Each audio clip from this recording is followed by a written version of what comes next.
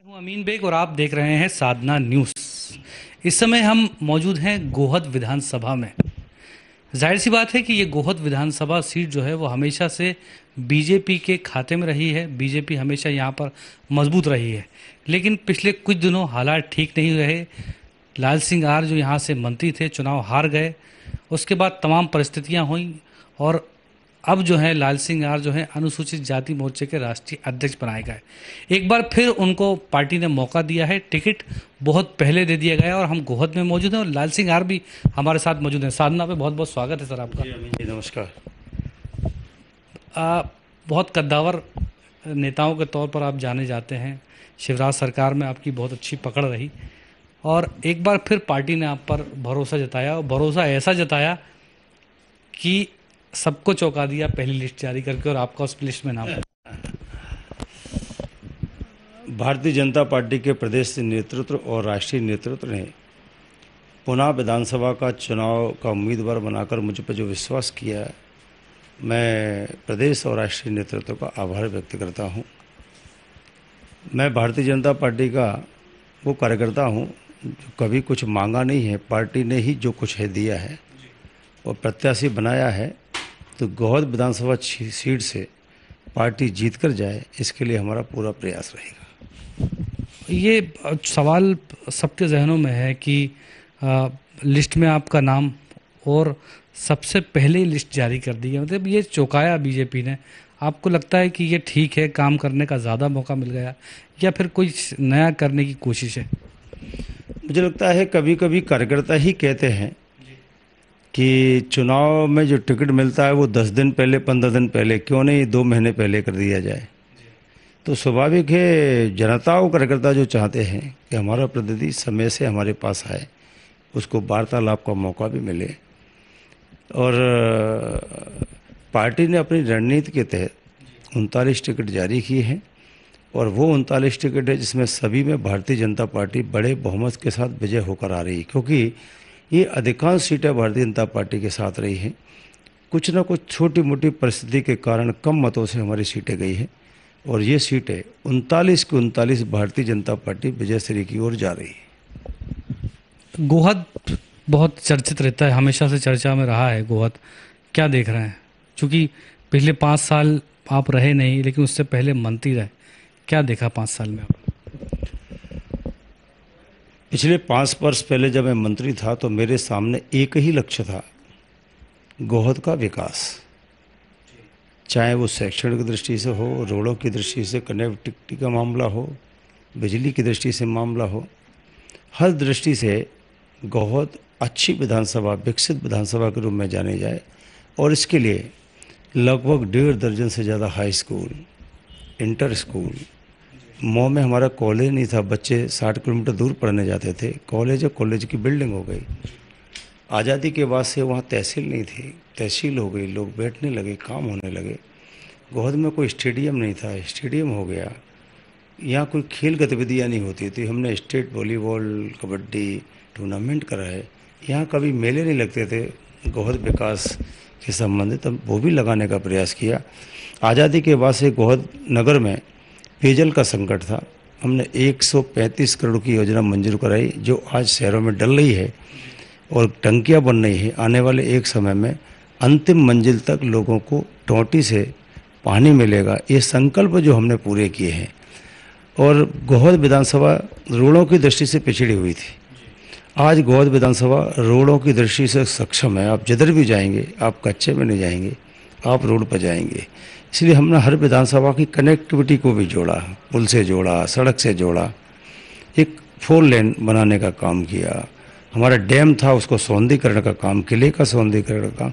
एक नहीं, इस प्रकार से मऊ नगर, आपकी मालापुर को नगर पंचायत बनाने का काम किया। वहाँ हॉस्पिटल, उप स्वास्थ्य केंद्र था औद्योगिक क्षेत्र में, उसको प्राथमिक हॉस्पिटल बनाया। 100 बिस्तर का हॉस्पिटल गोहद में बनना।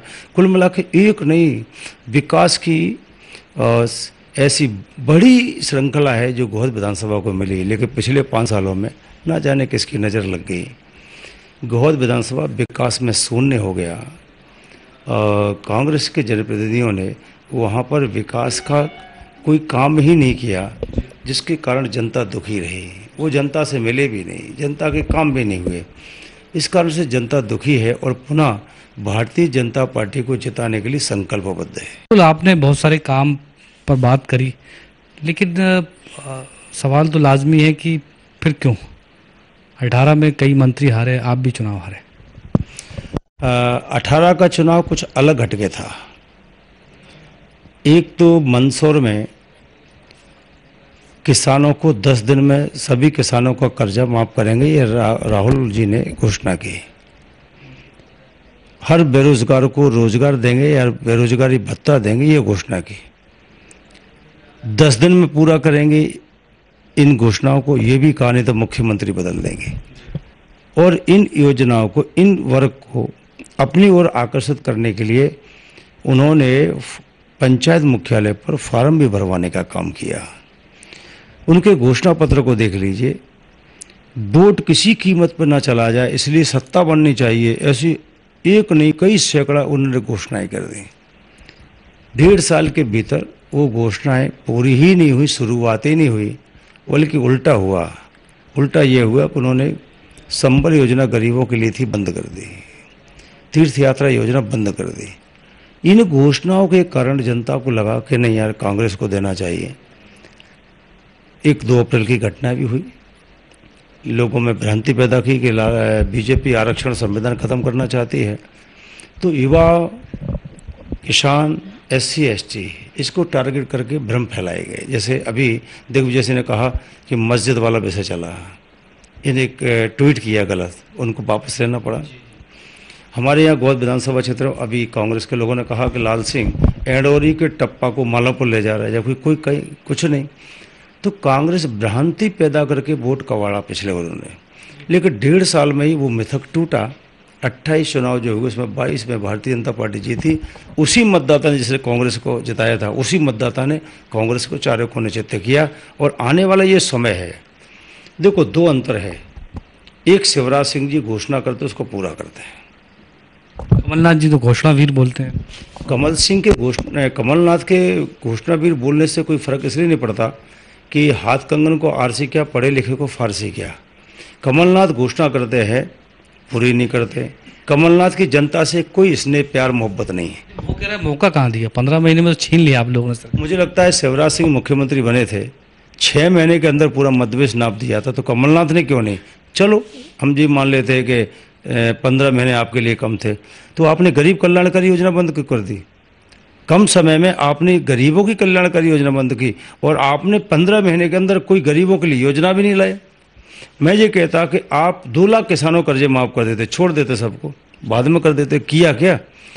15 महीने किसी भी सत्ताधारी नेता के लिए बहुत बड़ी चीज़ होती है, और जिसके लिए 15 महीने कम है वो तो कल ये कहेगा 5 महीने भी कम है।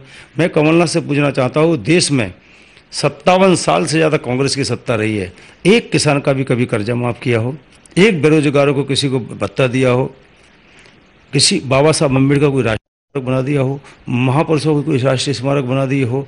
गरीब कल्याणकारी योजना जब 9 साल में नरेंद्र मोदी ला सकते हैं, भ्रष्टाचार पे अंकुश लगा सकते हैं, तो ये 57 साल में क्यों नहीं। ये कांग्रेस भ्रम पैदा करना चाहती जनता में कि हमको 15 महीने मिले।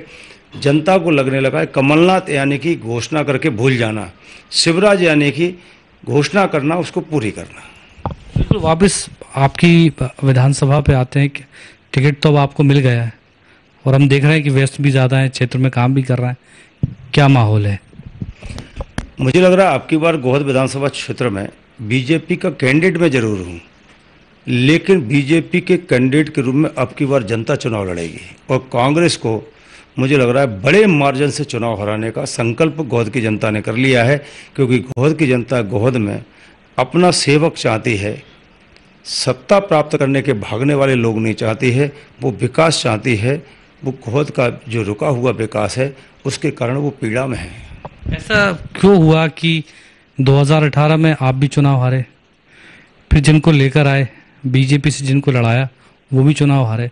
मतलब कहीं ना कहीं डैमेज बड़ा हुआ है, क्या वो डैमेज अब कंट्रोल में है। मैं वही कह रहा हूँ, किसी भी पार्टी का जनप्रतिनिधि हो उसको जनता से कनेक्टेड बना के रखना पड़ेगी। जनता के विकास की आकांक्षा अपेक्षा है 100% कोई पूरी नहीं करता, लेकर करना चाहिए। हमारा चुनाव अलग प्रकार का था। हमारा चुनाव था कांग्रेस के गलत झूठी घोषणाएं करना, लोगों को बरगलाना, संविधान आरक्षण खत्म हो जाएगा। सरकार तो आपती थी, फिर कैसे वो चीज़ें आगे बढ़ गई? मैं बोल रहा हूँ तो 28 विधानसभा क्षेत्र में चुनाव हुए, हम 28 तो नहीं जीत सकते, कुछ सीटें हमारे, और 100% कोई भी पार्टी चुनाव नहीं जीतती है। इसलिए हम गौद भी माइनस हुए, उसकी समीक्षा की। समीक्षा करने के बाद फिर से प्लानिंग की है कि हम कैसे जीते, और इसलिए आज की तारीख में हमारी लाडली बहनाएं खुलकर सामने आ रही है बीजेपी के पक्ष में। किसान आ रहा है कि 12,000 रुपये हमारा साल में शिवराज जी और नरेंद्र मोदी डाल रहे हैं, 12,000 लाडली बहना का मिल रहा है, इससे हटके अन्य योजना का लाभ मिल रहा है।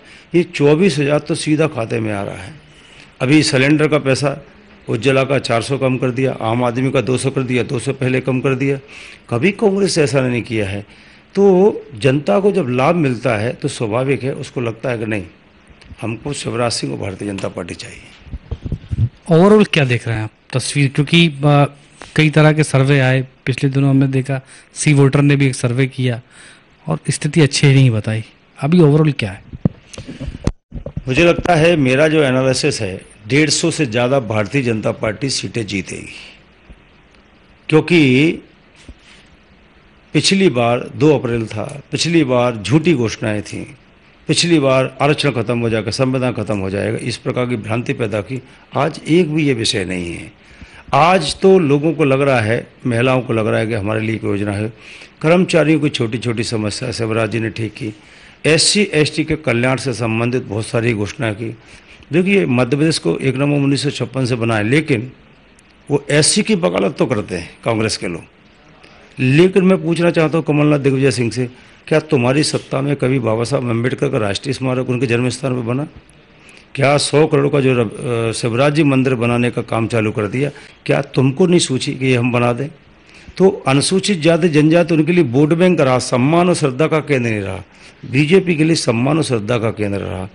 एक भी विश्वविद्यालय यहाँ राजीव गांधी के नाम से, जवाहरलाल नेहरू के नाम से, इंदिरा गांधी के नाम से बनाई है, कोई दिक्कत नहीं, वो भी प्रधानमंत्री थे। क्या यार, बाबा साहब अम्बेडकर संविधान निर्माता थे, उनके नाम से कुछ नहीं हो सकता था? क्या और भी देश के सरदार पटेल थे, उनके नाम से कुछ नहीं हो सकता था?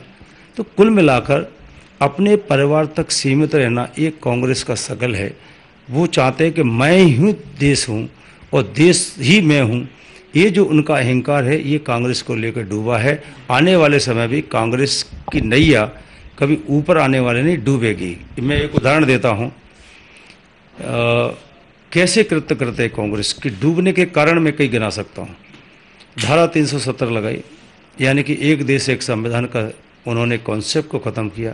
बेवजह उन्होंने आपातकाल लगाया, यानी कि संविधान को कुचला। मीडिया की स्वतंत्रता छीन ली उन्होंने। वहाँ कर्नाटक में भी बीजेपी हारी, वहाँ कह दिया गाय काटने का कानून था, उसको समाप्त कर दिया। तो इस प्रकार की पाकिस्तान जिंदाबाद नारे लगाने वाले उनकी यात्रा में चलते हैं। ये सब चीज़ ऐसी है जो जनता देखती है। जनता के लिए देश पहले है, कांग्रेस के लिए परिवार पहले है। इस कारण से कांग्रेस की नैया डूबती जा रही है। बिल्कुल, आपने बहुत सारी बातें की। ग्वालियर चंबल संभाग के बारे में भी बहुत सी बातें की जाती रही हैं। 2018 के बाद 18 में ऐसी परिस्थितियां कैसे बदल गई कि एक बड़े पैमाने पर सीटें वहाँ चली गई? आप जब उपचुनाव लड़ते हैं, बाई इलेक्शन लड़ते हैं, तब भी आपको उतना अच्छा फ़ायदा नहीं होता है। ये सरकार बचाने में ज़रूर कामयाब रहते हैं। तो ये क्या परिस्थिति हुई? हाल में मेयर के चुनाव हुए, आपने मेयर गंवा दिया। कहीं ना कहीं तो कुछ आपने कहा कि झूठी बातें की गई, तो वो झूठी बातें आगे चली कैसे? सरकार तो आपकी रही। स्वाभाविक है, भारतीय जनता पार्टी ग्वालियर चंबल संभाग में कभी भी इतनी नीचे नहीं गई है। पिछली बार सिंधिया जी यहाँ एक CM फेम थे कि कांग्रेस के एक लीडर है, ये CM बन सकते। कांग्रेस ने उनको आगे करके लड़ा। 2 अप्रैल की घटना में भ्रांतियाँ पैदा की गई, समाज को लड़ाने की षड्यंत्र किए गए। संविधान आरक्षण खत्म हो जाएगा, ये भ्रांति पैदा की। किसानों वाला विषय और बेरोजगार वाले, ये सब कारण रहे उसके पीछे जो हम वो चुनाव हारे हैं। हम कभी भी ग्वालियर चंबल संभाग में 18 सीटों से नीचे नहीं हुए। हम लास्ट 22 तक गए हैं। पिछले चुनाव में इन कारणों से हम गए। जहाँ तक बाई इलेक्शन में मुझे लगता है कि ये भी भ्रांति पैदा की गई कि खरीद लिया गया, ऐसा कोई बिच गया, फलाना, तमाम भ्रांति पैदा की गई। इसके कारण भी कुछ जनता का मूड चेंज हुआ। लेकिन ऐसा नहीं है कि हम सब सीटें हार गए। हम कांग्रेस की बहुत सारी सीटें जो थी उनकी झोली में हम जीते, कुछ सीटें हम हारे भी, लेकिन आने वाले सीटें पे वो सीटों की भी रणनीति हमारी है उनको जीतने का, और वो सीटें जीतेंगे। बिल्कुल, जीत की बात आप कर रहे हैं। ख़ासतौर पर जिक्र अगर मध्य प्रदेश की राजनीति का कर लिया जाए तो बार बार सवाल खड़ा होता है सत्ता परिवर्तन को लेकर भी, और चेहरे को लेकर भी बात की जा रही है। अमित शाह जी भी जब यहाँ आए या नरेंद्र सिंह तोमर की प्रेस कॉन्फ्रेंस हुई, इस तरह की बातें भी की जा रही हैं। आप लोगों तक भी ये तमाम बातें आती होंगी, जब क्षेत्र में जाते होंगे तो ये तमाम लोग आपसे भी इस तरह की बातें करते होंगे, तो क्या जवाब देते हैं आप? कांग्रेस के द्वारा फैलाए गए ये भ्रम है, एक झूठ है। हर चुनाव वो कहते हैं शिवराज नहीं, लेकिन जनता मामा पर विश्वास करती है, क्योंकि मामा में उनको एक सेवक दिखाई देता है, मामा में उनको गरीब कल्याण का एक नेता दिखाई देता है, मामा में उनको महिलाओं का सशक्तिकरण वाला एक भाई दिखाई देता है, मामा में किसानों को संरक्षण वाला एक आदमी दिखाई देता है, मामा को 24 घंटे बिजली वाला आदमी दिखाई देता है। वो ये सब कांग्रेस के किसी नेता में दिखाई नहीं देती है। इसलिए कांग्रेस आक्रमण किस पर करती है? जो नेतृत्व करने वाला है, केंद्र में मोदी पे या शिवराज जी पर। लेकिन जनता को मालूम है 24 घंटे बिजली कौन दे रहा है? शिवराज जी। गरीब कल्याण योजना कौन चला रहा है? शिवराज जी। लाडली बहना कौन चला रहा है? शिवराज जी। लाडली लक्ष्मी योजना कौन चला रहा है? शिवराज जी। किसानों को 6,000 कौन दे रहा है? शिवराज जी। गोहद विधानसभा क्षेत्र में 52 गांव है जो खारे पानी के त्रस्त हैं, वहाँ खारा पानी निकलता है। उसके लिए हमने 82 करोड़ की योजना भी मंजूर कराई थी, और अभी माननीय प्रधानमंत्री जी ने हर घर नल से जल की योजना चालू है। उसमें बहुत सारे गाँवों में अभी टंकियाँ बन रही हैं, और दूर से मीठा पानी लाकर किसानों तक पहुंचाने का निर्माण कार्य लगातार चल रहा है। गोहद नगर में बीजेपी ही केवल एमएलए नहीं रही, मैं कह रहा हूँ 57 साल कांग्रेस की सरकार रही यहाँ मध्य से 47.5 साल कांग्रेस सरकार रही। कभी कांग्रेस के लीडरों ने सोचा कि हम गोहद के पानी की बात करें। मैं एक आदमी ऐसा था जिसने कहा, संकल्प लिया कि आखिरी मंजिल तक पानी पहुँचाएंगे, चाहे कुछ भी हो जाए। हम 132 करोड़ की योजना मंजूर करा के लाए। आप गोहद के नगर में देख रहे होंगे टंकियाँ बन रही हैं, लाइनें बिछ रही है। हमने कहा कि गोहद को हम 100 बिस्तर का अस्पताल लाएंगे, हम लाए, कांग्रेस कभी नहीं लाई। हमने कहा हम मालमपुर को नगर पंचायत बनाएंगे, हमने बनाई, कांग्रेस कभी नहीं लाई। हमने कहा कि हम मऊ में तहसील और कॉलेज लाएंगे, हमने बनाकर तैयार कर दी, कांग्रेस कभी नहीं लाई। कांग्रेस कहती है करती नहीं है, बीजेपी कहती भी है और करती भी है।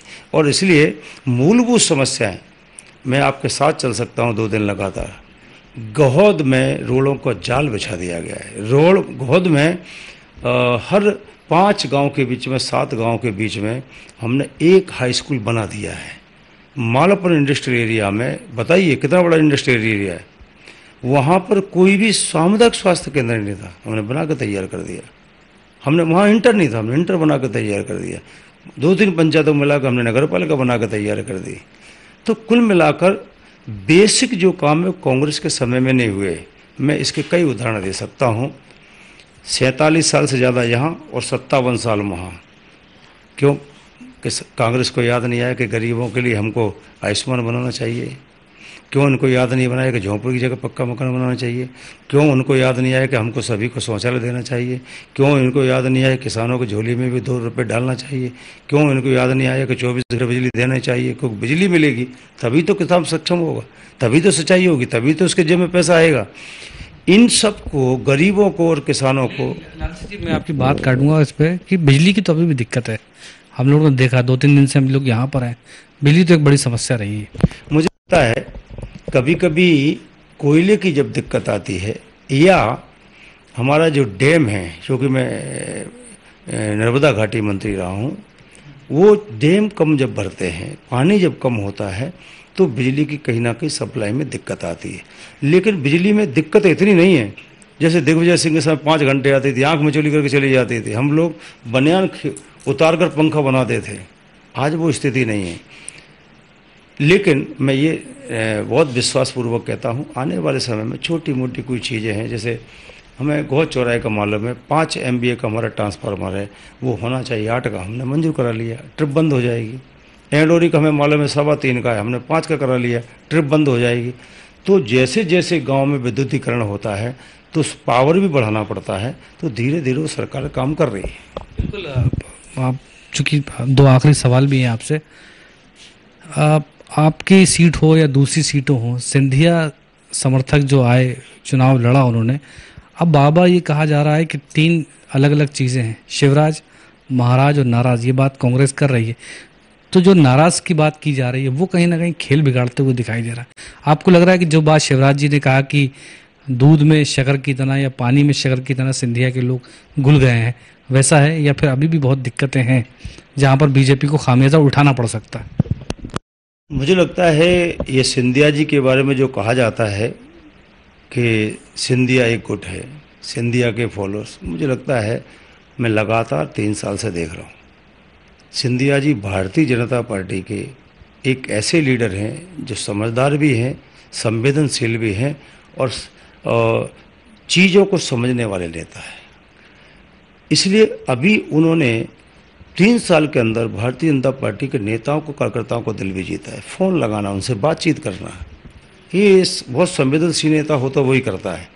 इसलिए आपको ये लगता है बाहर से कि एक शिवराज जी, एक सिंधिया जी, एक नाराज है, मैं ये मान सकता हूँ ऐसी कौन सी पार्टी है जिसका कभी भी कैंडिडेट घोषित होता है 1% 2% नाराजगी नहीं होती है, क्योंकि सबकी अपेक्षा रहती है, ये स्वाभाविक गुण है। लेकिन 39 टिकटों में आपको कहीं दिखाई दिया कि नाराजगी है? कहीं टकराव की स्थिति नहीं है। देखिए 39 सीटों में कहीं टकराव हुआ? कांग्रेस की 39 सीटें जरा घोषित करा दीजिए, जूतम पैजार नहीं हो जाए तो मान लेंगे। बहुत सारे लोग चले गए पार्टी छोड़ के, कमलनाथ जी उनको कांग्रेस की सदस्यता दिला रहे हैं, गाड़ी भवर के आरंग कहा जा रहा है सिंधिया समर्थक है। मुझे लगता है राजनीति को जो व्यवसाय समझते हैं, राजनीति में ही जिनकी जान बसती है, शायद वो कभी कभी इस प्रकार का करते हैं। मैं विश्वासपूर्वक कहता हूँ, सेवा जिसके मन में होती है, ध्येय निष्ठा जिसके मन में होती है, देश पहले होता है, वो फिर इस प्रकार की गतिविधियाँ नहीं करते। एक आखिरी सवाल आपसे, चुनौती है गोहद में या आराम से जीत रहे हैं आप? मुझे लगता है अब कांग्रेस चुनौती नहीं है, अब कांग्रेस के लिए जनता चुनौती बनने वाली है। मैं कह रहा हूँ, मुझे एहसास हो रहा है जिस प्रकार से जनता का बॉडी लैंग्वेज है, जिस प्रकार से लोग गांव में चौपालों पे जाते हैं तो एक खुशी के साथ आते हैं कि लला तुम अच्छे आ गए। 5 साल में तो बंटा ढारू हो गया गोहद का कांग्रेस के विधायक के रूप में। मैं विश्वासपूर्वक कहता हूँ लाल सिंह आज चुनाव नहीं लड़ेगा, अब की बार लाल सिंह के रूप में गोहद की जनता चुनाव लड़ेगी। बहुत शुक्रिया हमसे बात करने के लिए। तो ये थे लाल सिंघार, और हमने गोहद के मुद्दे पर भी चर्चा की, मध्य प्रदेश और देश की राजनीति पर भी चर्चा की। कहते हुए वो नज़र आए कि उनके कार्यकाल में बेहतर काम हुआ है, लेकिन पिछले 5 सालों में स्थितियां उतनी अच्छी नहीं रही। एक बार पार्टी ने फिर भरोसा जताया, जीत की बात वो कर रहे हैं, 150 पार की बात भी वो करते हुए दिखाई दे रहे हैं, लेकिन मामला जो है वो इतना आसान बीजेपी के लिए नहीं रहने वाला है। लगातार बीजेपी समीक्षा भी कर रही है। केंद्रीय चुनाव प्रबंधन समिति के जो संयोजक हैं नरेंद्र सिंह तोमर, वो भी लगातार समीक्षा कर रहे हैं। बहरहाल चुनाव के नतीजे बताएंगे कि किसके वादों में कितना दम रहा।